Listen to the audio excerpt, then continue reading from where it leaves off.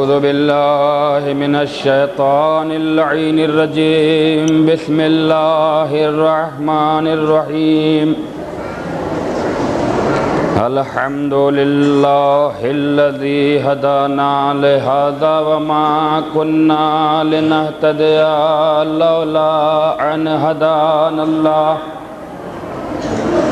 لقد جاءت رسل ربنا بالحق والصلاة والسلام على سيد الأنبياء والمرسلين سيدنا ونبينا وطبيب قلوبنا وأنيس نفوسنا الأمي المكي المدني العرشي الهاشمي سدرة المنتهى قاب قوسين محبوب رب المشرقين والمغربين جد الحسن والحسين أبي القاسم محمد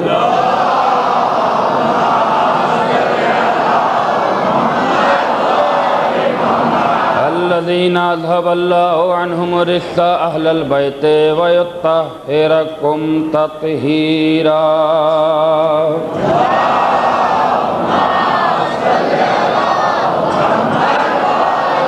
ثم الصلاة على نبيه وأخيه وعترته وذريته وباب الحكمة والناطق والحي سيد المرسلين أمير المؤمنين علي بن أبي طالب غالب كل غالب إمام المشارق والمغارب سيد الوسيين فاتح باب خیبر قاتل مرحب وانتر والد شبیر و شبر في شانه ضربت على يوم الخندق أفضل من عبادة الثقلين وعلى أهل بيته الطيبين الطاهرين المعصومين المظلومين المنتخبين المنتجبين ولعنة الدائمة على أعدائهم أجمعين من يومنا هذا إلى يوم الدين. آمين يا رب العالمين. أما بعد فقد قال سبحانه تبارك وتعالى في محكم كتابه المبين وهو أصدق الصادقين وقوله الحق. بسم الله الرحمن الرحيم. قل لا أسألكم عليه أجرا إلا المودة في القربى. صلوات.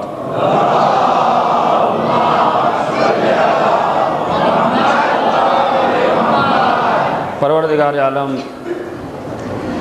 قرآن مجید میں اپنے بندوں تک خاص پیغام پہنچاتے ہوئے ارشاد فرما رہا ہے قل لا اسألکم علیہ اجرا الا المودۃ فی القربى. اے میرے حبیب میرے رسول کہہ دو، سب سے کہہ دو، اللہ نے کسی ایک خاص قبیلے کے لیے نہیں کہا، اللہ نے کسی ایک خاص شہر کے لیے بات نہیں کہی، اللہ نے کسی خاص قوم کے لیے یہ بات نہیں کہی. جتنے بھی انسان ہیں قل لا اسألکم علیہ اجرا، جتنے بھی ہیں میرے پیدا کیے ہوئے بندے، کہہ دو ان سے کہ ان کا اللہ کچھ بھی اجر نہیں مانگتا، کچھ بھی اجر نہیں چاہتا، بس یہی اجر ہے کہ وہ تمہارے قرابت داروں سے محبت کریں. قرآن اور آل محمد کی بحث آج بالکل ختم کی منزل پہ ہے، اور کل سے جو انشاءاللہ مجلسیں بیان ہوں گی اس کے علاوہ وہ موضوع بھی الگ ہوگا اور بحث بھی الگ ہوگی. لہذا اس سلسلے کی آج فضیلت کی آخری مجلس ہے، کل فقط رونے اور رلانے کی رات ہے. لہذا ہم غم بھی مناتے ہیں تو سلیقے سے مناتے ہیں، اور خوشی بھی مناتے ہیں تو سلیقے سے مناتے ہیں. آج یقیناً ایک ایسی اہم ترین تاریخ ہے، یہ میں بتا دوں کہ جس تاریخ میں ہم فقط مولا عباس کو یاد کرتے ہیں اور ان کا غم مناتے ہیں. لیکن میرے عزیزوں، میرے دوستو، آج جو مولا عباس کی فضیلت بیان کروں گا، یقین ہے کہ تمہیں احساس تو ضرور ہو جائے گا کہ ہم کسے اپنا سقہ اور کسے باب المراد کہتے ہیں۔ بڑی محنت سے میں یہ ساری چیزیں آپ کے درمیان لے کر آیا ہوں۔ میں دعویٰ تو نہیں کر سکتا ہوں کہ اس سے پہلے آپ نے کسی ذاکر یا عالم سے نہیں سنا ہوگا، لیکن اتنا ضرور ہے کہ بہت کم سنا ہوگا، چونکہ اکثر فضیلتیں عربی میں اور فارسی میں کتابوں میں موجود ہیں جن کا ترجمہ کرنا بھی آسان نہیں ہے، اور نہ وہ اردو ترجمے میں اویلیبل ہیں، لیکن بہرحال حقیر نے جو محنت کیا ہے وہ آپ تک پہنچاؤں گا۔ اور آپ سے کیا پہچنوانا ہے باب المراد کو؟ پہچنوانا تو دوسری قوموں کو ہے کہ وہ پہچانے کہ عباس کہتے کسے ہیں۔ پہچنوانا تو ان لوگوں کو ہے کہ جنہوں نے نہ تو کل رسول کو پہچانا، جنہوں نے نہ تو کل علی کو پہچانا، جنہوں نے نہ تو کل حسن کو پہچانا، جنہوں نے نہ کل حسین کو پہچانا، لیکن وہ پہچان لیں یہ تو معصوم لوگ ہیں، لیکن غیر معصوم ہو کر معصومیت کا کردار پیش کرنے والے کا نام عباس علمدار ہے۔ یہ اس خاندان ہی کی فضیلت ہے کہ جہاں اگر سب ایک قطار میں کھڑے ہو جائیں، ایک لائن میں کھڑے ہو جائیں، تو ہمارے اندر یہ جسارت نہیں ہے کہ ہم فیصلہ کر سکیں کہ کون معصوم ہے اور کون معصوم نہیں ہے۔ لہذا دو کردار اس خاندان میں ایسے ہیں کہ جنہیں عصمت کا تاج تو نہیں ملا، مگر قدرت نے ان کا بھی مرتبہ رکھا ہے کہ ہم نے معصوم تو نہیں بنایا، مگر ہم معصوم بنا دیں یہ کوئی کمال نہیں ہے، خود سے جو معصوم بن جائے یہ کمال ہے۔ اور دو ذات، ایک بی بی زینب اور ایک میرا غازی عباس۔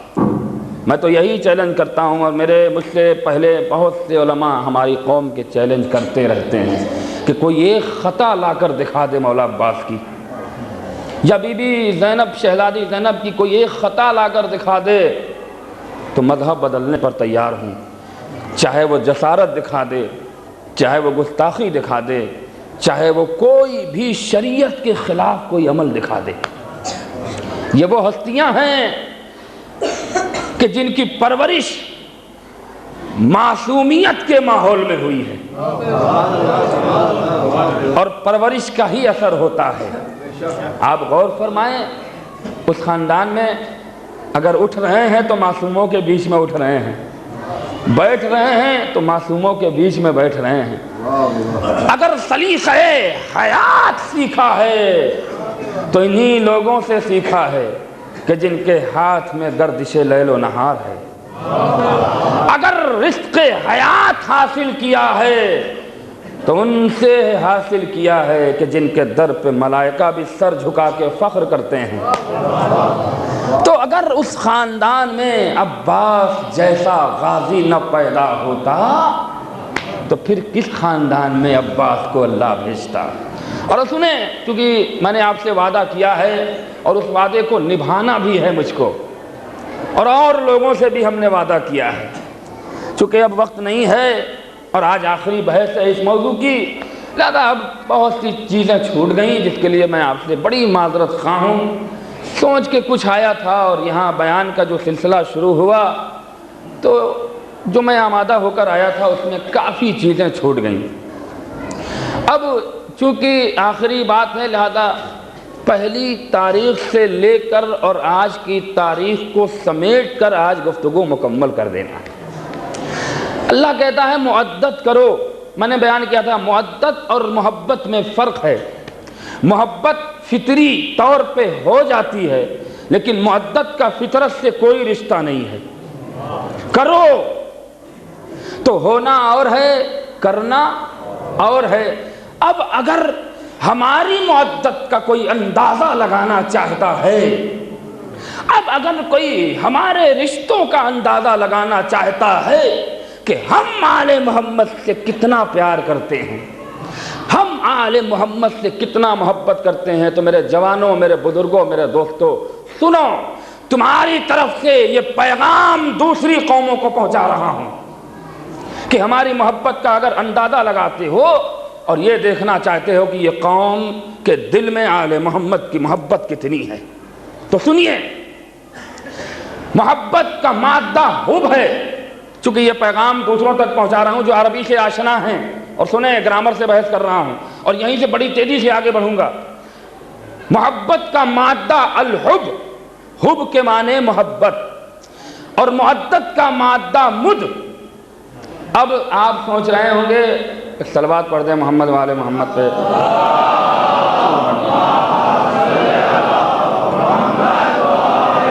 دیکھیے بالکل اگر آپ سنجیدہ ہو کے سنیں گے تو قسم کھا رہے ہیں کہ آج کی مجلس صرف مولا عباس سے میں دل سے لگاؤ اور دل سے دعا کر کے چلا ہوں، بس یہی تمنا ہے کہ مولا آج کی مجلس تو قبول کر لیجئے گا۔ اگر آپ نے مولا قبول کر لیا تو پھر ہمیں آپ کی فکر نہیں ہے، اس لیے کہ ہم سنا انہی کو رہے ہیں کہ جن سے ہم دل لگائے ہوئے ہیں، جن کے صدقے ہی میں یہ زندگی ہے، جن کے صدقے میں یہ رمق حیات دکھ رہی ہے، جن کے صدقے میں یہ برق رفتاری دکھ رہی ہے، جن کے صدقے میں یہ لہجہ دکھ رہا ہے، جن کے صدقے میں یہ بینائی دکھ رہی ہے، جن کے صدقے میں یہ سماعت کی قوت دکھ رہی ہے۔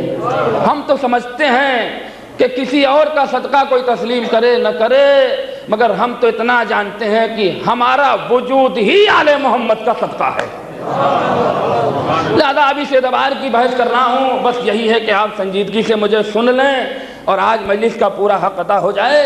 تو اب محبت کا مادہ حب، حب محبت کو کہتے ہیں۔ محبت فطرت کی محتاج ہوتی ہے، اس لیے کہ فطرت جہاں آپ کو مائل کر دے، جدھر آپ گھوم گئے، اب آپ کو وہاں حلال و حرام، نشیب و فراز کی تہذیب اور تمیز نہیں ہو سکتی۔ محبت ہو گئی تو آپ قائم اور دائم ہیں، یہ طے ہے نا۔ مد، معدت کا مادہ مد، مد کے معنی سنیں، مد اس کیل کو کہتے ہیں کہ جب شامیانہ باندھا جاتا ہے اور کیل زمین پہ گاڑی جاتی ہے، اور اس کیل میں رسی باندھ کے شامیانہ تانا جاتا ہے۔ اب اگر میں نے کہا آپ کی طرف سے دوسری قوموں کو تحفہ پہنچا رہا ہوں، اور اگر بات میری مکمل نہ ہو تو مجھے معاف کر دیجئے گا۔ عربی میں کوئی بھی گرامر اٹھا کے دیکھیے، چاہے المنجد دیکھیں، چاہے کوئی بھی، سب سے مشہور ہے، یہ ذمہ داری سے پڑھتا ہوں، میرا مزاج ہے، میں ادھر ادھر کی باتوں کو بھی پسند نہیں کرتا ہوں ممبر سے بیان کرنا، لیکن اتنا ہے کہ حق بیان کرتا ہوں، اور حق کے لیے تو یہ طے ہے کہ الحق کو مرن، حق تو کڑوا ہوتا ہے۔ تو اب مد اس کیل کو کہتے ہیں جو زمین پہ گاڑی جاتی ہے، جس سے شامیانہ تانا جاتا ہے۔ اب محبت اور معدت کا فرق اس مثال سے، اس اصطلاحی اور لغوی ترجمے سے واضح کر دینا چاہتا ہوں۔ محبت میں بقا نہیں۔ دیکھیے اللہ نے کیا شرط رکھی ہے قرآن میں۔ محبت، آج آپ کو ان سے محبت ہو رہی ہے نا، لڑکی اور لڑکے سے محبت ہوئی، یا تو لڑکی در بدر کر کے محبت مٹائی جاتی ہے، یا لڑکا در بدر کر کے محبت مٹائی جاتی ہے، اور ایک منزل آتی ہے کہ کمپرومائز انسان اپنے سے کر لیتا ہے۔ ایسا حادثہ ہوا ہے کہ نہیں ہوا ہے؟ ایسا واقعہ تو ہر قوم میں ہوا ہے، کوئی قوم دودھ کی دھلی نہیں ہے، قسم کھا رہا ہوں، بہت قریب ہو کر باتیں کر رہا ہوں۔ تو اب طے ہو گیا نا، تو محبت کے اندر دوام نہیں ہے، بقا نہیں ہے۔ آج آپ کو سرکار سے محبت ہوئی، اب ضروری نہیں ہے کہ زندگی بھر رہے، 4 دن کے بعد کم ہوگی، 5 دن کے بعد کم ہوگی، ٹھیک ہے 1 سال 2 سال چلا، بہت زیادہ اگر اس میں میٹیریل رہا بہت زیادہ، تو وہ ایک حد آئے گی کہ پھر وہ محبت کا وقار کم ہوتا چلا جائے گا، محبت کا معیار آہستہ آہستہ کم ہوتا چلا جائے گا۔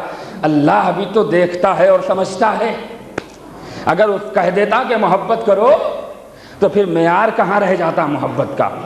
اور اب مد اس کیل کو کہتے ہیں، توجہ چاہ رہا ہوں، یہ تحفہ دے رہا ہوں دوسری قوموں کو، کہ جب تک کیل اس وقت تک زمین سے باہر نہیں آئے گی جب تک زمین کا جگر چاک نہ کر دے۔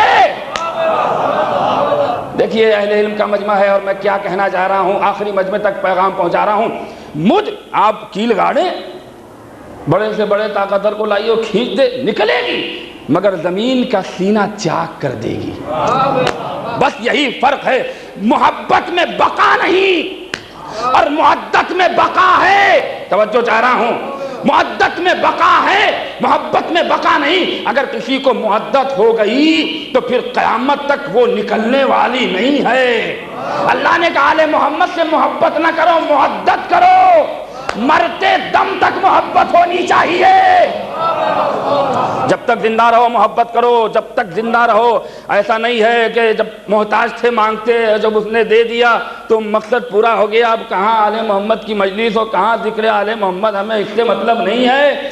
اب جب غریب تھے، مفلس تھے تو مولا یہ دے دیے، مولا گڑ گڑائے۔ تو محبت کا تقاضا یہی ہے کہ جو محبت کا معیار ابتدا میں رہے وہی انتہا میں رہے، جو شروعات ہو رہی ہے اسی منزلوں کو طے کرتے ہوئے آخری منزل تک پہنچ جائے، یہی زندگی کی کامیابی ہے۔ اب وہ جملہ سن لیں تو معدت مد یعنی کیل اسی وقت زمین سے باہر آئے گی جب وہ زمین کا جگر چاک کر دے۔ اب ہم سے مت پوچھو، ہم سے مت یہ کہو کہ محبت نکال دو، محبت ہٹا دو، ان سے دور ہو جاؤ۔ بھائی اللہ نے آل محمد کی محبت اس دل میں رکھی ہے، اور یہ محبت اسی وقت باہر آئے گی جب دل سینے سے چیر کے باہر نکال دیا جائے۔ صلوات پڑھ دیں محمد والے محمد پر۔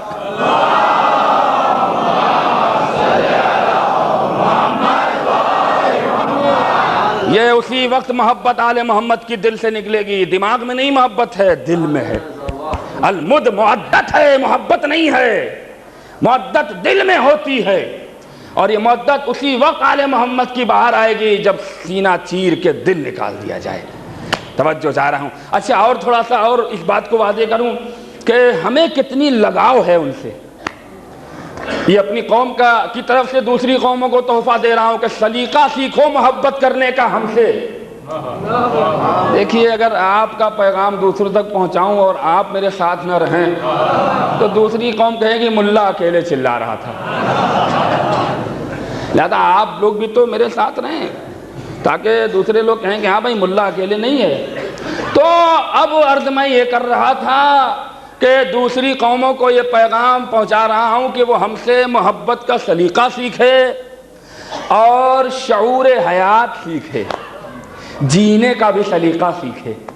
توجہ جا رہا ہوں۔ اچھا اب عربی داں بہت حضرات ہیں، عربی میں ایک محاورہ بولا جاتا تھا السمک فی الماء۔ عربی کا ایک مشہور محاورہ ہے السمک فی الماء، مچھلی پانی میں۔ محاورہ ختم ہو گیا، اب میں لغوی ترجمہ لفظی ترجمہ کر چکا، السمک فی الماء، مچھلی پانی میں۔ دیکھیے آپ کی طرف سے یہ تحفہ جا رہا ہے اور آپ کو میرا ساتھ دینا ہے تاکہ دنیا سمجھے کہ ہاں یہ سب کے ساتھ ہے۔ السمک فی الماء، مچھلی پانی میں۔ اچھا اب یہ لفظی ترجمہ ہٹائیے، اصطلاحی ترجمہ لائیے، یعنی اگر مچھلی ہے تو پانی ہے، پانی نہیں تو مچھلی۔ اچھا اور تھوڑا آسان کر دوں تاکہ میرے جوان بھائی بھی تھوڑا سمجھ لیں، کیونکہ بھائی ان کو لے ہی کے چلنا ہے، آنے والی نسلوں کے وہی سربراہ ہیں۔ تو اب السمک فی الماء، مچھلی پانی میں، تو اب اصطلاحی ترجمہ یہ ہوا کہ پانی کی، مچھلی کی زندگی پانی میں، پانی ہے تو مچھلی ہے اور پانی نہیں تو مچھلی نہیں۔ تو اب یہ طے ہو گیا کہ یہ محاورہ اس لیے بولا گیا ہے کہ مچھلی کی زندگی پانی میں۔ توجہ چاہ رہا ہوں۔ اچھا تھوڑا اور واضح کروں، ٹھیک ہے صاحب مچھلی جب تک پانی میں ہے زندہ ہے، اور پانی سے آپ نے نکالا مچھلی مر گئی، اچھا مرنے کے بعد پھر پانی میں ڈال دیجئے،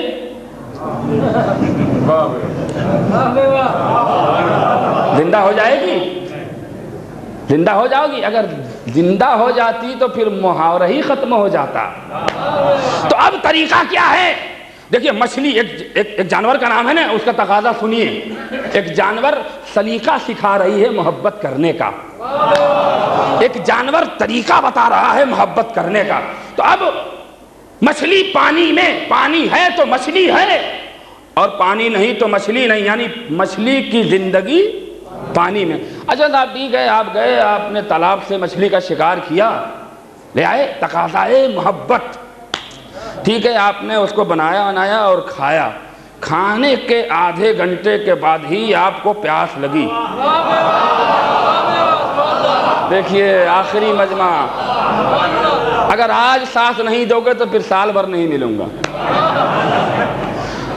اب آپ نے مچھلی کھا لیا صاحب، اچھا مچھلی کھا کے کہیں دوسرے کے ہاں چلے گئے، آپ نے کہا بھائی صاحب پانی پلائیے، اس نے گلاس آگے دیا، 10 منٹ کے بعد اور پانی دیجئے۔ جب 3-4 بار مانگ لیں گے تو وہ پلٹ کہے گا آپ نے مچھلی تو نہیں کھائی ہے۔ توجہ چاہ رہا ہوں میرے عزیزو۔ اب یہی میں پوچھنا چاہتا ہوں مسلمانوں سے کہ مچھلی پانی سے باہر نکل گئی اور کھا لیا، ٹکڑے ٹکڑے ہو گئی، پیٹ میں چلی گئی، اب پانی کیسا؟ توجہ چاہ رہا ہوں، اب پانی کا طلب کیسا؟ تو آواز دے گا مچھلی تو گئی ہے مگر اپنے اثرات چھوڑ گئی۔ بھائی کیا کہنا چاہ رہا ہوں؟ یعنی مچھلی اور پانی کا رشتہ ایسا ہے کہ فقط زندگی تک رشتہ نہیں ہے، مرنے کے بعد بھی مچھلی کو پانی چاہیے۔ بس یہی رشتہ ہمارا آل محمد سے ہے کہ جسم کے ٹکڑے ٹکڑے بھی کر دو گے، ہر ٹکڑے سے علی علی کی صدا آئے گی۔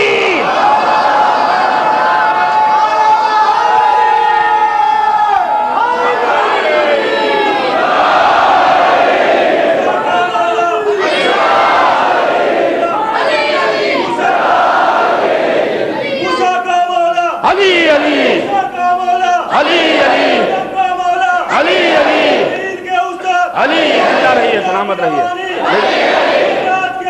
علی علی سب مل کے بولو، علی علی علی علی علی علی علی علی علی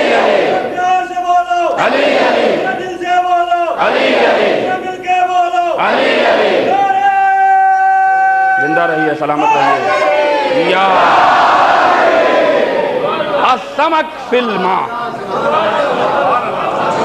اگر مچھلی کی زندگی پانی ہے تو ہماری زندگی محبت آل محمد ہے۔ تم یہ مت سمجھو کہ یہ قوم مٹ جائے گی تو محبت ختم ہو جائے گی، تو یہ مچھلی بھی تمہیں محبت کا طریقہ سکھا رہی ہے۔ وجود تو مٹ گیا مگر تقاضا نہ مٹا، جسم تو ختم ہو گیا مگر محبت نہیں ختم ہوئی۔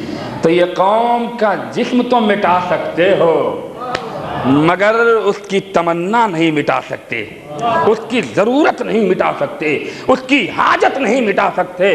ورنہ آپ غور کریں، اگر اللہ اس محبت اور اس محبت کے وقار کو دنیا کے سامنے نہ پیش کرتا تو 70,000 ممبروں سے مولا علی کو گالیاں دی جا رہی تھی۔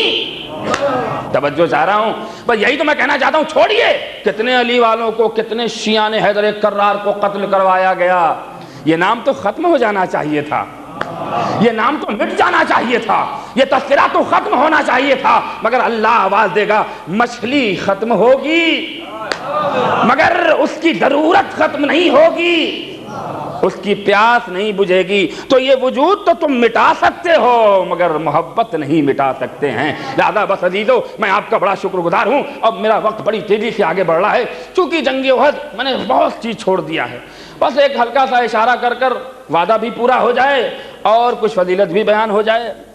تو اب اس طرح سے ہماری زندگی آگے بڑھ رہی ہے، جئیں گے تو انہی کا نام لے کر جئیں گے اور مریں گے تو انہی کا نام لے کر ہی مریں گے۔ یہ ہمارا ایک پختہ عقیدہ ہے جو میں نے پیغام دوسروں تک پہنچا دیا کہ اب اس یہ قوم کو جان لیں۔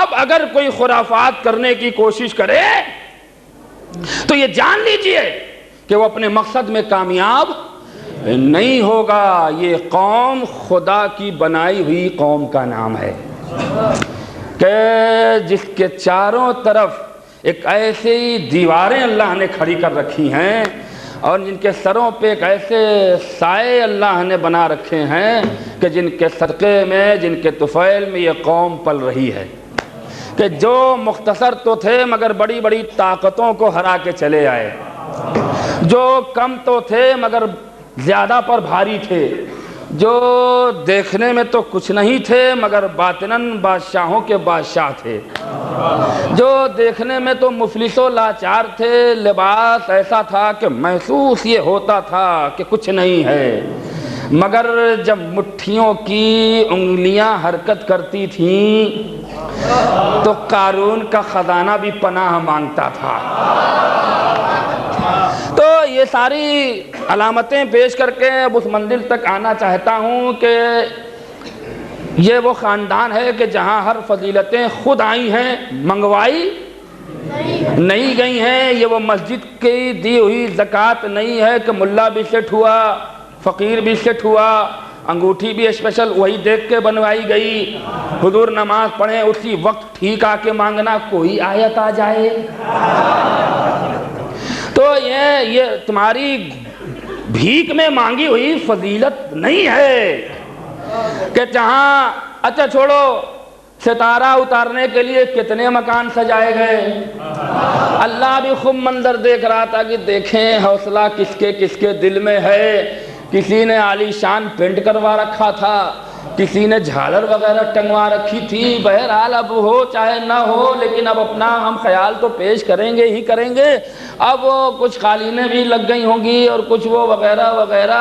اب یہ کوشش ہے کہ جس کا مکان اچھا ہوگا وہیں یہ ستارہ آئے گا، مگر گیا ایسے در پہ۔ تو فضیلتیں بھی اللہ دیکھ کر دیتا ہے، اگر اللہ آنکھ بند کر کے فضیلتیں دینے لگے تو پھر ہمارے اور آل محمد میں کوئی فرق نہیں رہ جائے گا۔ انہی فضیلتوں میں ایک فضیلت شجاعت ہے۔ دیکھیے آیا آپ نے، میں نے گفتگو ملائی اور آپ سے اب قریب ہو رہا ہوں۔ انہی فضیلتوں میں ایک فضیلت ہے شجاعت، طاقت، جو فقط اسی خاندان ہی میں گھر پھر کے رہ گئی۔ بڑے بڑے رستم و سہراب پیدا ہوئے، بڑے بڑے شہنشاہ پیدا ہوئے، بڑے بڑے بہادر پیدا ہوئے، کچھ زبردستی بنائے گئے، کسی کو کھلا کے بہادر بنایا گیا، کسی کو مسل کے بہادر بنایا گیا، کسی کو اٹھا کر بہادر بنایا گیا۔ یہ ساری کوششیں ہوئیں کہ ایسی طاقت ہمارے خاندان میں پیدا ہو جائے کہ جو اگر کھڑا ہو جائے تو ساری طاقتیں کم ہو جائیں، مگر میں تو یہی کہتا ہوں کہ جب عمرو ابن عبدود کی طاقت نہ چل سکی، جب مرحب و انتر کی طاقت فیل ہو گئی تو تمہاری طاقت کی کیا بساط ہے۔ تو ایک فضیلت کا نام شجاعت ہے، اور آج جو فضیلتوں کا ذکر ہوتا ہے یہ بھی علی کا صدقہ ہے۔ اگر علی انہیں اپنے دامن میں جگہ نہ دیتے تو یہ بھی ٹھوکریں کھاتے رہتے۔ یہ نماز کہاں جاتی یہ مسلمان جانتا، یہ روزے کہاں جاتے یہ روزے دار جانتے، یہ حج کہاں جاتا پتہ نہیں حاجی بھی بنتے کہ نہیں بنتے۔ میں کیا کہنا چاہ رہا ہوں، پتہ نہیں یہ بھی اللہ حکم دیتا کہ نہیں دیتا، اس لیے کہ جب حج کرنے کی کوئی جگہ ہی نہ ملتی۔ تو مسلمانوں ذرا غور کیا کرو میرے علی کے اوپر، کم سے کم اگر تمہاری غیرت، تمہارا ضرب، تمہارا ایمان، تمہارا عقیدہ، تمہارا ذوق، تمہارا شعور، تمہارے احساسات اگر ذرا سی بھی بیدار ہو گئے تو میں نماز سے نہیں کچھ چھیڑتا ہوں، نہ تو روزے کی بحث کر سکتا ہوں۔ حج کرنے جاتے ہو کبھی تو غور کر لیا کرو کہ اللہ ہمیں یہاں کیوں بلاتا ہے، کیوں نہیں ہندوستانی میں کوئی جگہ معین کر دیتا کہ چلو بھائی بمبئی سب سے بڑا شہر ہے، وہاں فلاں اتنا بڑا میدان ہے، مت آؤ، بوڑھے ہو گئے ہو، چل نہیں سکتے ہو، مجبور ہو، لاچار ہو، فالج مار دیا ہے، پیسہ ہے، حج نہیں کر سکتے، تو اب اللہ کچھ تو گنجائش رکھتا ہے نا۔ اچھا بھائی چلو بمبئی والوں کے لیے بمبئی قریب ہے، جو بیچارے بہار میں وہ کہاں جاتے؟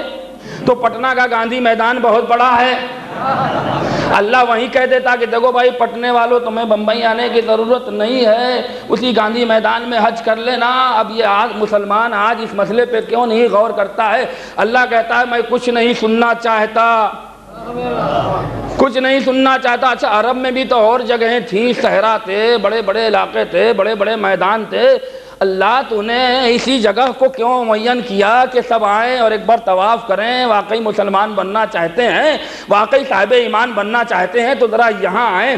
اللہ بھی یہی تو کہنا چاہتا ہے کہ اگر یہاں بلاتا ہوں، بلانے کے بعد یہ حال ہے،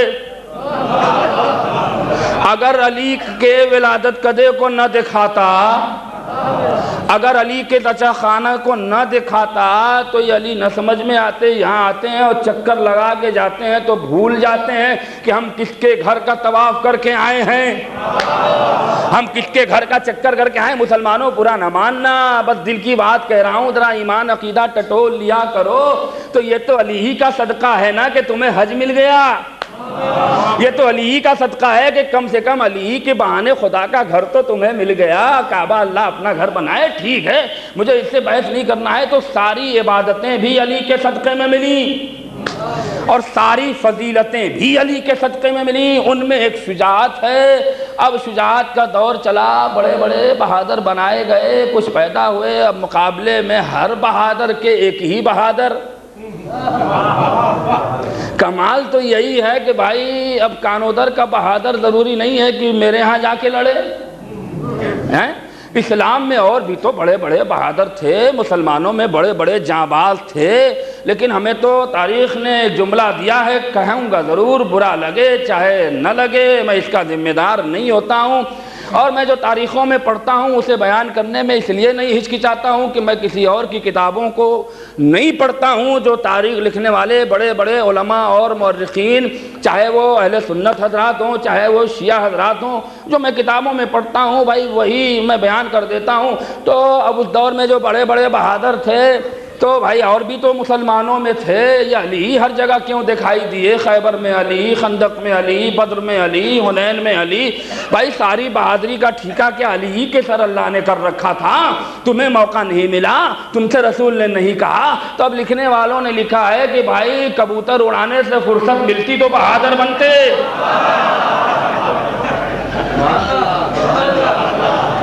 اب بتائیے اگر یہ تاریخ کا جملہ ہم نے پڑھ لیا، بیان کر دیا، تو بڑے برے انداز میں ہمیں یاد کیا جاتا ہے۔ بہرحال تو عزیزو شجاعت کی فضیلت بیان کر رہا ہوں، چونکہ اسی شجاعت کو مجھے کہیں اور بھی لے آ کر ملانا ہے اور ساری چیزیں میں نے چھوڑ دی۔ تو بدر علی نے جیتی، خندق علی نے جیتی، احد کا معرکہ آیا، احد کی ساری چیزیں میں نے چھوڑ دی۔ بس ایک اشارہ کرتا چلوں کہ جب احد کی تیاری شروع ہوئی، ادھر مشرک حملہ کرنے پہ تلے ہیں، بدر کی مار کھا چکے تھے، وہ بھی ڈبل مار کھائے، کم سے کم انہوں نے فرشتوں کے ہاتھ کا اندازہ تو ہو گیا کہ کتنی طاقت ہے۔ میں یہی کہتا ہوں مسلمانوں کہ جب یہ فرشتوں کے ہاتھ کی طاقت نہ برداشت کر سکے تو علی کے ہاتھ کی طاقت کیا برداشت کرتے؟ اب یہی ساری مصلحتی تھی، اس لیے کہ علی اگر مارنے لگتے تماشے سے تو ہمیں تو امید ہے کہ نہ جبڑا رہتا، نہ گال رہتا، نہ ایک دانت رہتا، کیونکہ لافتہ کی سنت پانے والے جس کی بہادری کا قصیدہ قرآن سنائے، جس کی بہادری کا قصیدہ جبریل پڑھیں، اب وہ ایسے بہادر کے سامنے ایک انگلی کا کوئی مقابلہ نہیں کر سکتا جس نے خیبر کو انگلیوں پہ نچا دیا ہو۔ اس کے پورے ہاتھ میں کتنی طاقت ہوگی، تو کوئی جبڑا اس کے سامنے ٹک پاتا، کوئی دانت اس کے سامنے رک پاتے، زبانیں بھی باہر ہوتی ہیں، اسی میں ان کا کام بھی ہو جاتا۔ میں اسے بیان نہیں کرنا چاہ رہا ہوں، مگر اللہ نے دنیا والوں کو بتایا کہ دیکھو علی اسلام پھیلانے آئے ہیں، اپنے اختیارات دکھانے نہیں آئے ہیں، ورنہ چاہتے علی کے اندر تو اتنا کمال تھا کہ ایک ہی جنگ میں سارا قصہ تمام کر دیتے۔ یا ضروری کیا تھا کہ خندق بھی ہو، احد بھی ہو، بدر بھی ہو؟ بھائی یہ لوگ صاحب کمال تھے، ایک ہی جنگ میں سب کو ختم کر کے اپنا کام کر دیتے، مگر اللہ نے کہا دیکھو اسلام مارنے کا حکم نہیں ہے، اسلام مسلمان بنانے کا نام ہے۔ کوشش یہی تھی کہ مسلمان بنے۔ اب احد کا معرکہ آیا، تیاریاں ہوئیں، نبی نے کچھ مسلمانوں کو، جس میں تعداد میں اختلاف ہے، بعض علماء 35 کہتے ہیں، بعض 40 کہتے ہیں، ایک پہاڑی پر معین کیا۔ دیکھو احد کے درمیان ایک پہاڑ ہے، ادھر مشرکین مکے کا راستہ، ادھر مدینے کے باہر کا علاقہ، بیچ میں بڑی بڑی پہاڑیاں ہیں۔ تو اللہ نبی نے کہا کہ دیکھو بھائی چلے جاؤ، اور ایسا نہ ہو کہ پہاڑی کے پیچھے سے مشرک ہمارے اوپر حملہ کر دیں۔ اور اب جملہ سن لیں بڑی ذمہ داری کے ساتھ، بس یہاں سے اشارہ ہی کر کے آگے بڑھوں گا، چونکہ جس کے فضیلت کو ہمیں بیان کرنا ہے بس وہاں تک آپ کو ربط دے کر آگے بڑھنا چاہتا ہوں۔ تو اب نبی نے کیا کہا تھا کہ تزول الارض والسماء ولا تزل۔ دیکھو یہ کہہ کے بھیج رہا ہوں کہ زمین اور آسمان اپنی جگہ چھوڑ دیں مگر تم وہاں سے مت ہٹنا۔ دیکھیے ابھی آپ جگہ نہیں ہیں اور مجھے کہاں تزول الارض والسماء ولا تزل، دیکھو یہ زمین اور آسمان ہٹ جائیں مگر تم وہاں سے مت ہٹنا۔ 40 لوگ پہاڑی پہ رکھے گئے، جنگ گھماسان ہو رہی ہے، اور جب علی کی ذوالفقار وہ القدرت کے خزانے سے آئی ہوگی تو کچھ جوہر تو دکھایا ہوگا نا۔ اب وہ ساری باتیں میرے پاس وقت نہیں ہے کہ بیان کروں، اور عجب انداز کی ذوالفقار حیدری احد کے میدان میں چل رہی تھی، پہلی بار ید اللہ کے ہاتھ میں آئی تھی، خون کی پیاسی تھی، ذائقہ چکھ رہی تھی۔ مجھے سارے بیان نہیں کرنے ہیں، تلوار کی فضیلت نہیں پڑھنی ہے، لیکن اب ذرا سی بڑی تیزی سے آگے بڑھ جاؤں، وہ سارے واقعات کو چھوڑ رہا ہوں۔ ادھر ان قریب علی نے مشرکوں کو مارا، کچھ مشرک بھاگ گئے، کچھ مر گئے، اور ایک بار نعرہ تکبیر مسلمانوں نے بلند کیا، اللہ اکبر کی صدائیں بلند ہوئیں۔ وہ جو 40 اوپر ڈیوٹی دے رہے تھے، انہوں نے اس میں سے 38 نے کہا کہ بھائی مشرک تو بھاگ گئے، اب ہم یہاں فالتو کے کھڑے ہیں، نیچے مال غنیمت لوٹا جا رہا ہے، تو ہم لوگ پاگل ہیں جو یہاں ڈیوٹی دے رہے ہیں۔ مگر 2 سچے صحابی تھے، انہوں نے ہاتھ جوڑ کے کہا کہ دیکھو رسول نے چلتے چلتے 3 بار کہا تھا زمین اور آسمان ہل جائیں، تم مت ہلنا۔ عزیزو مسلمانوں کو کبھی کبھی یہ ساری باتیں بری لگ جاتی ہیں، لیکن میرا یہ انداز اور میرا یہ تجربہ ہے اور میرا یہ خود تجزیہ ہے کہ بھائی یہ سارے واقعات تاریخ میں ملتے ہیں، اس لیے کہ میں تو نہ احد میں تھا، نہ میں تو خندق میں تھا، میرے آبا و اجداد نہیں تھے تو میں کیا ہوتا۔ لیکن ہم نے جو یہ ساری چیزیں بیان کی ہیں کتابوں ہی سے پڑھ کے بیان کی ہیں، علماء سے ہی سن کے بیان کی ہیں، اساتذہ سے ہی سن کے بیان کی ہیں۔ تو اب وہ چلے گئے مشرک اور مسلمان سب وہ پہاڑی چھوڑ کے نیچے آ گئے، لوٹو مارو کی صدائیں بلند ہوئیں۔ اب جب مشرک جا رہا تھا ہار کے، جنگ مسلمانوں نے تقریباً جیت لی تھی، جب انہوں نے پہاڑی پہ دیکھا کہا سب کے سب صاف ہیں، پھر حملہ کر دو۔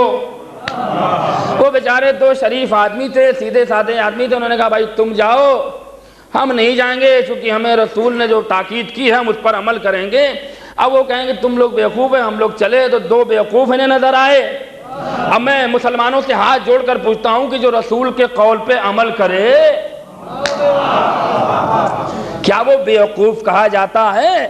مسلمان کیوں نہیں ان جملوں پر غور کرتا ہے، ان گوشوں پہ غور کرتا ہے؟ جب وہ نیچے آئے تو پھر مشرک ہاری ہوئی جنگ، موقع پا کر انہوں نے اسی پہاڑی پر چڑھ کر پہلے بیچارے ان دونوں غریبوں کو مارا، اور اس کے بعد اچانک جو حملہ کیا تو 40 مسلمان ایک حملے میں مارے گئے۔ توجہ چاہ رہا ہوں، قدرت نے بھی خوب آزمایا ہے، قدرت بھی سب منظر دیکھ رہی ہے، ایسا تو نہیں کہ اس نے آنکھیں بند کر لی ہوں اور وہ علی کی جنگ وہ نہ دیکھے۔ بھائی اسی لیے تو اس نے تلوار بھیجی کہ دیکھو میں علی کی ہر ادا کو دیکھتا ہوں، اگر ادا پہ نگاہیں نہ ٹکی ہوتی تو ذوالفقار حیدری لافتہ کا قصیدہ پڑھ کے کیسے احد میں آتی؟ یا علی۔ تو عزیزو بس یا علی، زندہ رہیے، سلامت رہیے۔ اب وہ آیا، اب جب مسلمان مار کھانے لگے تو ایک ہی آواز، علی کہاں ہو، علی کہاں ہو، علی کہاں ہو۔ ارے مسلمانوں، نہ آرام کے وقت پکارا کرو، مشکل پڑ جائے تو علی کا نام لیا کرو، اس لیے کہ تمہارے بزرگوں نے ہی مشکلوں میں بھی علی کا نام پکارا ہے۔ اب جملہ برا لگ رہا ہوگا مگر اب تاریخ کے جملے ہیں جو آپ کے حوالے کر کے اس منزل تک پہنچنا چاہتا ہوں۔ اب پھر علی نے جنگ کی اور تاریخی جنگ کی کہ جبریل عرش اعظم پہ جھول رہے ہیں، ملائکہ مرحبا کی صدائیں بلند کر رہے ہیں، حوریں کوثر کے پانی کو اچھال رہی ہیں، اور اشجار جنان نغمات سنا رہے ہیں، قدرت بھی رشک سے جھوم رہی ہے کہ دیکھو آج علی کے ہاتھوں میں وہ ذوالفقار بھیجی ہے جو نہ آدم کو نصیب ہوئی، نہ تو نوح کو نصیب ہوئی، نہ تو موسیٰ کو۔ ایک صلوات پڑھ دے محمد والے محمد پہ۔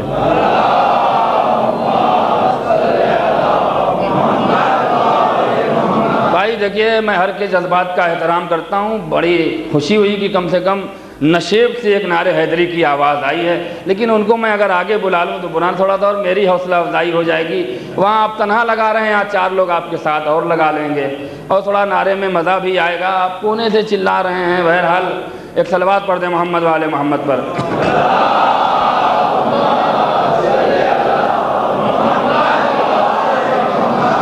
وقت میرا ختم ہو گیا، میں نے ساری چیزیں چھوڑ دیں، صرف وعدہ تھا تو نبھا رہا ہوں۔ اب علی نے جو جنگ کے جوہر دکھائے تو قسم کھا رہا ہوں کہ مشرک جو گرا تو پھر اٹھا نہیں، جو گرا تو پھر اٹھا نہیں، اور جو بھاگا تو پھر۔ شجاعت کا تو یہی نہ کمال ہونا چاہیے کہ اگر بہادر ایک بار انگڑائی لے لے، بھئی یہی شجاعت کا اصل کمال ہے کہ اگر کوئی بہادر انگڑائی لے لے تو سامنے والے کے پسینے آ جائیں۔ جب مرحب نے پسینہ چھوڑ دیا، جب عمر کی ٹانگیں ہل گئیں، تو یہ جوتے چپل کی دکانوں پہ بیٹھنے والے یہ کیا مقابلہ کرتے میرے علی کا؟ اب تو اب وہ جنگ ہوئی، پھر علی نے جیتا، اور موسیٰ ابن زبیر جو تھوڑا سا رسول سے مشابہ تھا وہ مارا گیا۔ اب ایک شیطان نے آواز بلند کی، قتل محمد، قد قتل محمد، محمد مارے گئے۔ مسلمان جتنا ہاتھ میں مال غنیمت ملا تھا جیب میں بھرا، موزوں میں مال غنیمت تک بھرا گیا ہے، اور وہ جو اب دیکھیے اب یہی سب واقعات ہیں۔ اور جیسے جیسے ملتا رہا، بھاگو کی صدائیں، بھاگو کی صدائیں، ایک بیچارہ غریب علی کہتا رہا کہ ارے بیوقوفو کہاں بھاگ رہے ہو؟ اگر محمد مر گیا ہوتا تو یہ زمین پھٹ گئی ہوتی، یہ آسمان ختم ہو گیا ہوتا، یہ سورج جو دیکھ رہے ہو یہ کب کا؟ اس لیے کہ جانتے ہو اسی کے صدقے میں یہ ساری چیزیں ہیں، مگر اب جو ملا بٹورو بھاگو، حساب بعد میں دینا پڑے گا۔ تب یہ ساری تصورات ذہن میں گردش کر رہے تھے، بھاگے اور چلتے چلے گئے، علی آواز دیتے چلے گئے، لیکن ایک نشیب سے جب اٹھایا لہو لہان محمد کو، تو ایک بار بلند مقام پر اٹھا کر کہا دیکھو یہ محمد زندہ ہے، زندہ ہے۔ اب عزیزو ذرا انصاف سے بتائیے گا، 326 مسلمان بھاگ چکے تھے، لوٹے کتنے؟ محمد کو دیکھ کر لوٹے کتنے؟ اب جملہ سچائی کا جملہ ہے، جو بیچارے مال غنیمت نہیں لوٹ پائے تھے وہی لوٹے، اور جو اپنا جیب بھر چکے تھے انہیں کیا ضرورت تھی آنے کی؟ حساب دینا پڑتا۔ اب وہ 65 مسلمان بیچارے آئے، وہ اعلان ہوا کہ نہیں بھائی محمد زندہ ہیں، ایک بار پھر اظہار مسرت ہوا اور خوشی کا جشن منایا گیا، طبل مسرت بجایا گیا۔ اب یہ شور شرابہ ہوتے ہوئے مدینے کی گلیوں میں گئے۔ مسلمانوں، اسلام تو ختم ہو چکا تھا احد میں، اسلام تو مٹ چکا تھا احد میں، یہ پھر سے زندہ کرنے والا کون تھا؟ یہ پھر سے بچانے والا کون تھا؟ عزیزو ایک ہی نام آئے گا، علی۔ اچھا، رسالت اس ذات کا نام ہے کہ جس کے اوپر اللہ کوئی احسان نہیں رکھتا۔ طٰہٰ کہا ہے نا، یاسین کہا ہے، ساری محبتیں قربان ہو گئی ہیں اللہ کی، تب وہ قدرت کیسے گوارا کرے کہ میرے حبیب پر کسی کا احسان رہ جائے؟ بھائی علی نے کیا کہا تھا؟ ھذا محمد، یہ محمد زندہ ہیں دیکھ لو، یہ محمد زندہ ہیں دیکھ لو۔ قدرت نے کہا محمد بہت بڑا احسان ہے۔ دیکھیے اب علی والا نہیں بولے گا تو کون بولے گا؟ محمد بہت بڑا احسان ہے، اور میں نے تمہیں رحمت للعالمین بنا کر بھیجا ہے، خلق عظیم پر تمہیں فائز کیا ہے، تمہیں تو ایسا مرتبہ دیا ہے جو ہم نے کسی نبی کو نہیں دیا۔ اے محمد اب تم ہی سوچو کہ اس کا بدلہ کہاں چکاؤ گے؟ رسالت انتظار کر رہی ہے، قدرت دیکھ رہی ہے، کون سا موقع آئے گا؟ ایک موقع آیا، رسول نے کہا پروردگار کیا یہاں احسان چکا دوں؟ آواز قدرت آئی، محمد بہت بڑا احسان ہے، اس سے بڑا تمہارے اوپر کوئی احسان نہیں ہو سکتا ہے، اب تم رہنے دو، میں تمہیں جگہ بتاؤں گا، میں تمہیں مقام بتاؤں گا۔ ارے محمد کو بھی پتا نہیں ہے کہ میں اس جگہ پہنچ گیا ہوں جہاں میں ایک بدلے کا احسان چکانا ہے۔ وہ جگہ کیا تھی؟ وہ غدیر کا صحرا تھا۔ اب عزیزوں پر جملہ مکمل کر کے مغازی تک پہنچ رہا ہوں، جملہ مکمل کر کے آگے بڑھ رہا ہوں۔ اب اللہ نے کہا محمد تم رہنے دو، میں انتظام کر لوں گا، تمہارا احسان ایسے نہیں چکواؤں گا، کم سے کم کچھ لوگ دیکھ لیں کیا انتظام ہوا ہے۔ بھائی یہی تو میں کہتا ہوں، غدیر کا میدان ایک ایسا میدان ہے، غدیر کا میدان ایک ایسا میدان ہے کہ جہاں رسالت کی لاج بھی بچی، اسلام کی عزت بھی بچی۔ اب وہ ساری منزلیں میں آپ سن چکے ہیں، اشارہ کر کے آگے بڑھنا چاہتا ہوں۔ اب رسول ایک جگہ رکے، جب حکم جبریل لے کر آئے، کیا لے کر آئے؟ یا ایھا الرسول بلغ ما انزل الیک من ربک فإن لم تفعل، اگر تم نے یہ کام نہیں کیا تو گویا رسالت کا کوئی کام ہی انجام نہیں دیا۔ اب رسول پیغام لے کر کھڑے ہیں، آواز دریں قدرت کیا ایسے ہی اعلان کر دوں؟ آواز قدرت آئی، اتنے بڑے احسان کا بدلہ، وہ بھی فقط احسان نہیں ہے، آج خلافت بھی ہے، آج مولائیت کا بھی اعلان ہے، کئی فضیلتیں سمٹ کر آ گئی ہیں۔ ایسا کرو کہ جو لوگ آگے بڑھ گئے ہیں ان کو ذرا پیچھے بلا لو، اور جو لوگ پیچھے رہ گئے ہیں ان کے آنے کا انتظار کرو۔ دیکھو بھائی، کوئی محروم نہ رہے، کم سے کم اس مجمع میں کوئی تو عہد والا ہوگا۔ دیکھیے، اگر آپ نے مجھ سے اگر آپ قریب نہ ہوئے تو پھر میری گفتگو بیکار ہوتی چلی جائے گی۔ کم سے کم اس میدان میں کوئی تو عہد والا ہوگا، تاکہ دنیا علی کو مولا تو نہ سمجھ کر مانے، مگر محمد کا محسن تو سمجھ کے مان لے۔ اور یہی وجہ تھی کہ ایک بار جب مجمع جمع ہو گیا تو اللہ کے رسول نے اللہ سے کہا، پروردگار اعلان کر دوں؟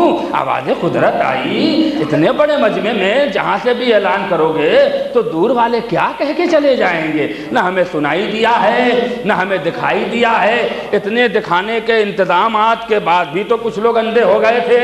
ساری تاریخیں آپ کے سامنے ہیں۔ تو اب پروردگار کروں کیا؟ کہا، اپنے سچے اصحاب کے اونٹوں پر سے کجاوے اتارو۔ ارے باپ، کیا اپنے سچے اصحاب کے اونٹوں پر لدے ہوئے جو کجاوے ہوتے ہیں انہیں اتارو۔ پروردگار تو نے یہ شرط کیوں لگا دی؟ دیکھیے طریق بہت تیزی سے، پروردگار تو نے یہ شرط کیوں لگا دی کہ اپنے جو سچے اصحاب ہیں، اب یہ تو پتہ کرنا ہے کہ غدیر میں کتنے سچے تھے۔ بھائی دونوں رخ لے کر چلیں، نیگیٹو کو پہچاننا ہے تو پازیٹو دیکھیے، پازیٹو کو اگر پہچاننا ہے تو نیگیٹو دیکھیے، اس لیے کہ اگر دن کا سورج نہیں چمکے گا تو رات کی تاریکی کی اہمیت نہیں ہوگی، اگر رات کالی نہیں ہوگی تو دن کا سویرا بھی اچھا نہیں لگے گا۔ تو اگر نیک اصحاب کی فضیلت سمجھ میں آ گئی تو پھر رات کی تاریکی بھی تو معلوم ہونی چاہیے۔ اب عزیزو، میں کہاں تک ان ساری چیزوں کو سمیٹوں؟ احد کے میدان سے آ گیا غدیر میں، جبکہ میری آج کی گفتگو بھی نہیں تھی، لیکن اب بات آئی ہے تو مکمل کروں۔ تو پروردگار کا نہیں، ایک پہ ایک رکھو۔ اس کے بعد ذرا سی جو اپنے سے قریب تر ہیں ان کو اطراف میں کھڑا کر لو، اس لیے کہ اگر ان کا حصار نہ ہوا تو بہت سی بری نظریں ہیں جو لگ جائیں گی۔ اور اب شان سے چڑھے، ایک بلند مقام پر پہنچے، خود رسول بڑا، میں کہوں گا پروردگار لاؤڈ اسپیکر تو تھا نہیں، یہاں 500 میں مائک کام نہیں کرتا ہے، وہاں 1,20,000 کا مجمع تھا، آخر مائک کہاں سے لایا؟ بھائی کیا کہنا چاہ رہا ہوں، یہاں ماشاءاللہ سے بھائی 3,000 2,000 جتنا بھی آپ انتخاب کر لیں مجمع کو، مائک نہ لگائیے تو پیچھے والے چلانے لگتے ہیں، ارے بھائی مولانا کی آواز نہیں آ رہی، اور ہمیں قدرت نے اتنی بڑی آواز بھی نہیں دیا ہے کہ ہم وہ اتنی دور تک پہنچائے۔ پروردگار اتنے بڑے مجمع میں تجھے ہر کان تک من کنتوں کی صدا پہنچانا ہے، تجھے ہر کان تک کوئی تو انتظام کیا ہوگا، کوئی تو کسی کو بھیجا ہوگا۔ آواز قدرت آئے گی، میرے حبیب کی آواز اتنی ہے کہ جب وہ زمین پہ بولتا ہے تو میں عرش اعظم پہ سنتا ہوں، جب وہ بستر پہ بولتا ہے تو میں سدرت منتہا تک سنتا ہوں، تو جب اس کی آواز مجھ تک پہنچ سکتی ہے تو غدیر کے بہرے کیوں نہیں آواز سنیں گے؟ ایک صلوات پڑھ دیں محمد والے محمد پر۔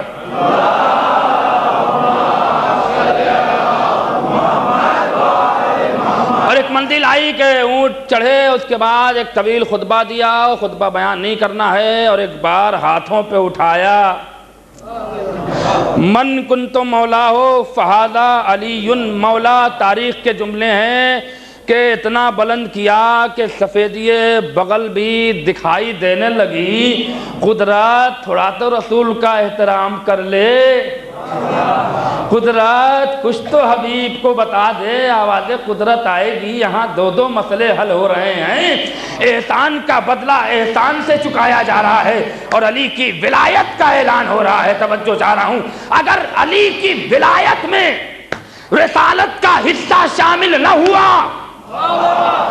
تو ولایت کی اہمیت ادھوری رہ جائے گی۔ بس عزیزو، جملہ مکمل کر کے گفتگو آخری منزل سے قریب کرنا چاہتا ہوں۔ تو علی کی فضیلت، اس فضیلت کا نام ہے کہ علی کی فضیلت میں رسالت کا جز شامل ہو جائے تو اللہ کو کوئی قباحت نہیں۔ توجہ چاہ رہا ہوں میرا عزیزو۔ تو پھر علی کی شجاعت میں اگر عرش اعظم کی ذوالفقار آ جائے تو تعجب کرنے کی بات نہیں ہے۔ ایک صلوات پڑھ دیں محمد والے محمد پر۔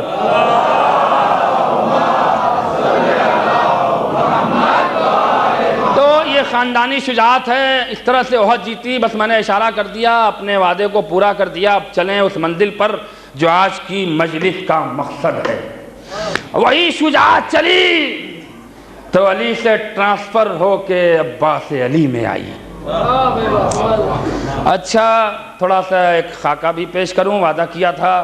اب ذرا سی آپ بالکل سیریس ہوئیں اور سنجیدگی سے سنیں، لیکن جو واقعہ بیان کرنے جا رہا ہوں ضرور تھوڑا سا بول دینا، کچھ تو حق کے محبت ادا ہوگا۔ باب المرائد کی فضیلتیں کہاں روز سنتے ہو، کہاں روز سنانے والے تمہیں ملیں گے، لیکن آج پہچانو کہ ہم جسے باب الحوائج کہتے ہیں اس کی کیا فضیلتیں ہیں اور کیا کمال ہے۔ مولا علی نے شہزادی فاطمہ کا انتقال ہوا، اس سے پہلے سنیں، جب شہزادی کے انتقال سے ٹھیک سال بھر پہلے کی بات ہے، کیونکہ رسول کو پتا تھا کہ میرے 6 مہینے کے بعد میری بیٹی چلی جائے گی، حسنین چھوٹے ہیں، اور ظاہر سی بات ہے سارے واقعات۔ حسنین بیٹھے ہیں، رسول خدا بیٹھے ہیں، اللہ اکبر، میرے عباس کو پہچانو، پنجتن بیٹھے ہوئے ہیں۔ ایک بار رسول نے کہا، ایک میں دعا کرتا ہوں تم سب کے سب آمین کہنا۔ رسول نے دعا کی، پروردگار علی کی شجاعت کا آئینہ دے دے، علی کی شجاعت کی ایک تصویر دے دے جسے ہمیں بھی تمنا ہے، علی کو بھی تمنا ہے، اور حسنین کو بھی تمنا ہے، اور خود میری بیٹی کو بھی تمنا ہے۔ جبریل آئے، کہا یا حبیب اللہ، جو آج دعا مانگی ہے آپ نے، قدرت نے قبول کر لیا۔ یہ کس کے لیے دعا مانگی گئی تھی؟ یہ مولا عباس کے لیے دعا مانگی گئی تھی۔ اور اب یہاں سے سنیں، لیکن اب مولا کی فضیلت سمجھ میں آئی۔ شاعر کہتا ہے کہ کتنا معصوم ہے، پیارا ہے، بھلا ہے عباس۔ دیکھیے اب آپ کو بالکل آمادہ کر رہا ہوں اپنے مولا کی فضیلت کی طرف لے جانے کے لیے۔ کتنا معصوم ہے، پیارا ہے، بھلا ہے عباس، گود میں مصحف ناطق کے پلا ہے عباس، اور 5 معصوموں نے ایک ساتھ دعا مانگی ہے، تب کہیں جا کے زمانے کو ملا ہے عباس۔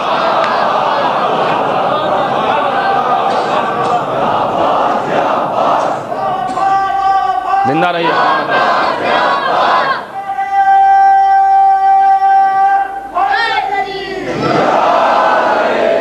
5 معصوموں نے ایک ساتھ دعا مانگی ہے، تب کہیں جا کے زمانے کو ملا ہے عباس۔ جناب عقیل کو بلایا، نصاب العرب تھے۔ جناب عقیل کی اگر فضیلت بیان کرنے لگوں تو مجلس ختم ہو جائے گی، چھوڑ رہا ہوں۔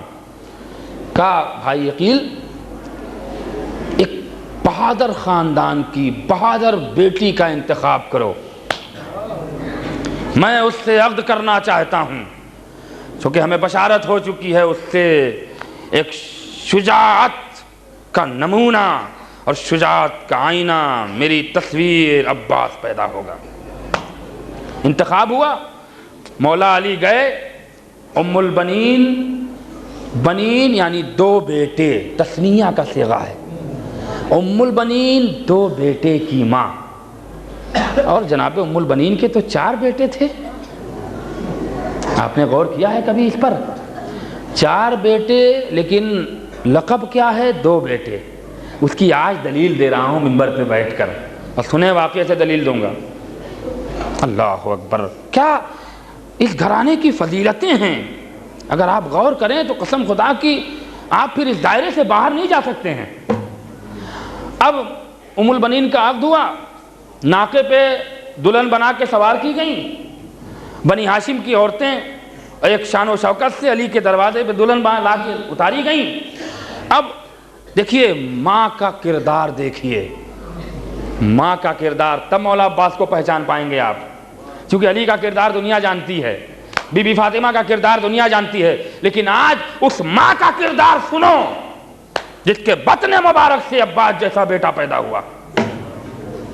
آئیں، ناقے سے اتری، علی کی چوکھٹ پہ گئیں، پہلے دائنی طرف بوسہ دیا، پھر بائیں طرف بوسہ دیا۔ بنی ہاشم کی عورتوں نے کہا ام البنین یہ کیا کر رہی ہو، تم دلہن ہو، اندر جاؤ۔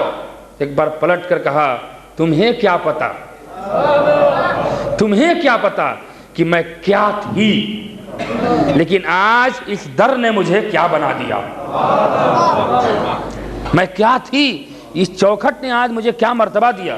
اچھا، کہنے کے بعد مدینے کا رواج تھا کہ دلہن آنگن میں قالین مسند بچھائی جاتی تھی، دلہن لا کے بیٹھا لی جاتی تھی۔ اب بنی ہاشم کی عورتیں ام البنین کے پیچھے پیچھے آپ آنگن میں گئیں۔ اب بنی ہاشم اور اس کو چھوڑ کر ایک صاف زمین تلاش کر رہی ہیں۔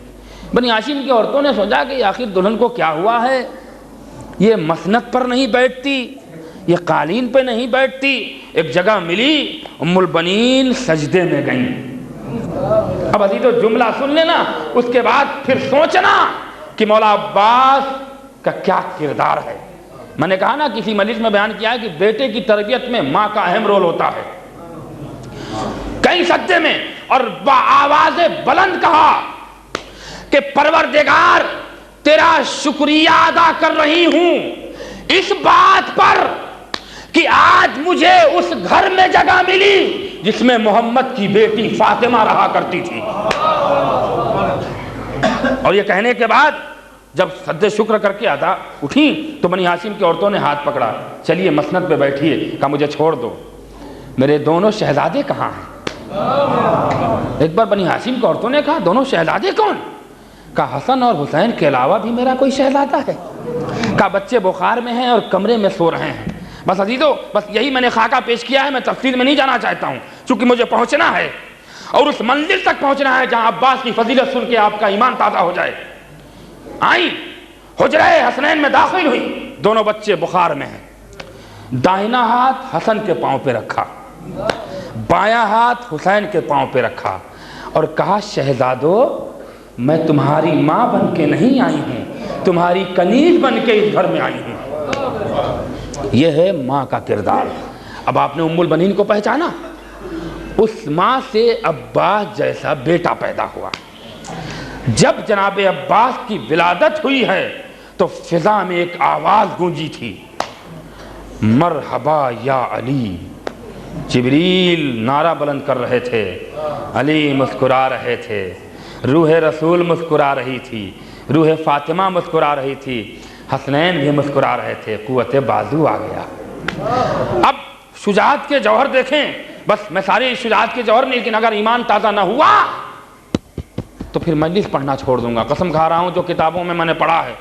جناب عباس 5 سال کے، ٹھیک ہے، معصوم تو ہیں نہیں، محلے میں بچپنے کا عالم ہے، کھیل رہے ہیں، لڑائی ہوئی اور کسی مشرک کے لڑکے سے لڑائی ہوئی۔ 5 سال کی عمر دیکھیں، لڑنے والا کم سے کم 8-10 سال کا تھا۔ ایک بار میرے غازی نے ایک ہاتھ پہ اسے اٹھایا اور ایسا پھینکا کہ فضا میں لہرا کے جو نیچے آیا تو پھر اچھا، ابھی مولا عباس اسے مار کے پلٹے نہیں ہیں، خبر مولا کو مل گئی، میڈیا ہوتا ہے نا پہنچانے والا، کیا مولا کمال کر دیا، کمال کر دیا، کیا ہوا؟ کہا فلاں مشرک کے بیٹے کو ہم نے تو دیکھا ہے کہ اٹھا کے جو کمال کی طاقت ہے، کمال کی طاقت ہے مولا۔ مسکرا کر کہا بیٹا کس کا ہے؟ یہ ایک ہلکا سا خاکہ، لیکن اس سے بڑا واقعہ سنیں، اور قسم کھا رہا ہوں کہ اگر آپ کا ایمان تازہ نہ ہوا تو پھر کہیے گا۔ یہ 5 سال کی عمر کا واقعہ ہے۔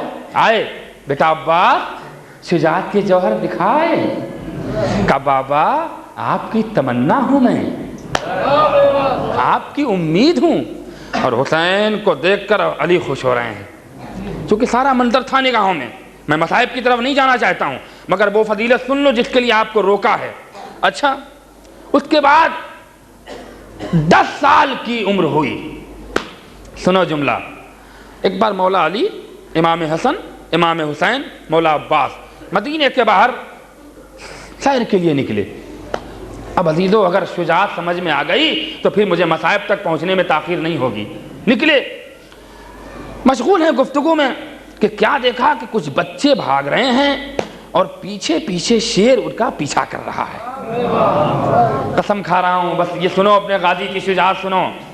پیچھے پیچھے ایک شیر ہے جو ان بچوں کو دوڑا رہا ہے۔ مولا عباس نے دیکھا، اب سوچیں، شیر بیچ میں، شیر کے آگے بچے، شیر کے پیچھے مولا عباس۔ قسم کھا رہا ہوں یہ علی کے گھرانے کا رول ہے۔ دوسرے شیر کو دیکھ کے ڈر جاتے ہیں، یہاں ایک شیر دوسرے شیر کو دوڑا رہا ہے۔ دیکھیے جملہ سمجھیے تبھی فضیلت سمجھ میں آئے گی۔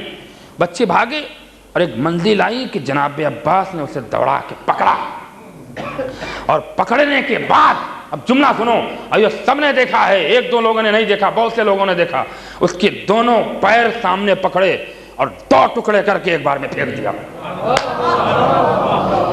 اب وہ جملہ سن لو جو میرے غازی نے جملہ کہا ہے۔